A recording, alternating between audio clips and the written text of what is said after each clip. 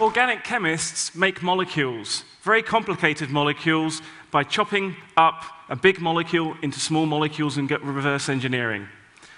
And as a chemist, one of the things I wanted to ask my research group a couple of years ago is, could we make a really cool universal chemistry set?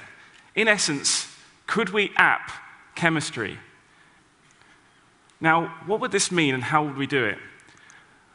Well, to start to do this, we took a 3D printer and we started to print our beakers and our test tubes on one side and then print the molecule at the same time on the other side and combine them together in what we call reactionware.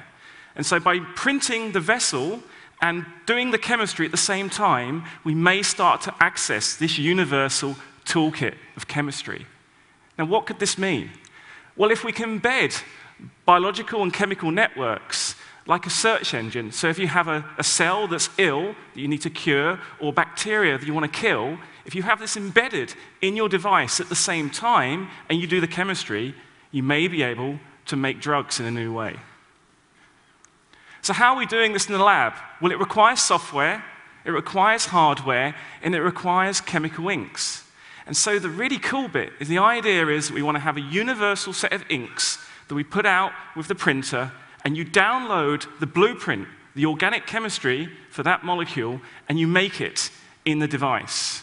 And so you can make your molecule in the printer using this software.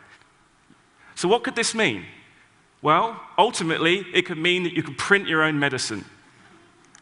And this is what we're doing in the lab at the moment. But to take baby steps to get there, first of all, we want to look at drug design and production, or drug discovery and manufacturing. Because if we can manufacture it after we've discovered it, we could deploy it anywhere. You don't need to go to the chemist anymore. We can print drugs at point of need. We can download new diagnostics. Say a new superbug has emerged. You put it in your search engine, and you create the drug to treat the threat. So this allows you on-the-fly molecular assembly.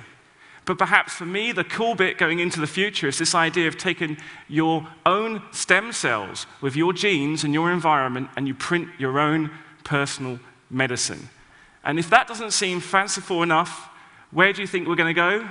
Well, you're going to have your own personal matter fabricator. Beam me up, Scotty.